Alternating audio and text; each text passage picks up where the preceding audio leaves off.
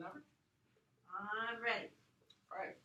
So tradition is a thing that most people around the world have in common, but tradition also differs greatly from country to country.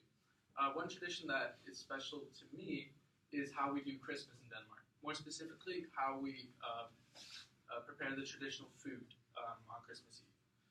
My family and I moved to California in 2012, and since then we've been really immersed in American culture, so we use this as a way to sort of hold on to our Danish roots. Because we celebrate on the 24th of December, we have the whole day to prepare the traditional food.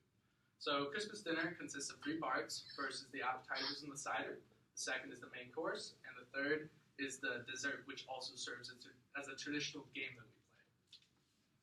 So before we really start cooking, we make the cider and the appetizers. The cider is called gløgg, and it's made from red and white wine, as well as various spices. So when we heat it up on the stove, it creates this sort of aroma that spreads around the house to just really make it smell like Christmas. The appetizers are special because it's a way to get everyone involved in the family. So we use this almond-based dough, which we use to mold into these small figures that are super tasty and delicious, and everyone in the family does that. So after we're satisfied with the appetizers and the cider, we move on to the preparation of the main dinner. So the main dinner consists of stuffed duck, pork roast, caramelized potatoes, and gravy. So to prepare the ducks for the oven, we stuff them with apples and prunes to give them a nice fresh taste, and then we put them in the oven for 4 hours to really let the juices build up. And the next is my favorite part of the dinner, which is the pork roast.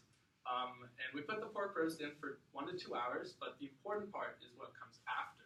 So there's this small layer of fat on top of the roast that we've really perfected, where we broil it for just the right amount of time to turn into these crispy pork rinds, which are super delicious.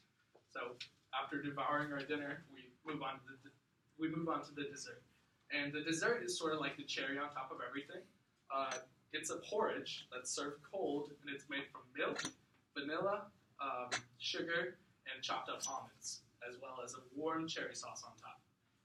So we play a game with this dessert by placing one single whole almond in the mix, and then the person who finds that almond gets the almond present.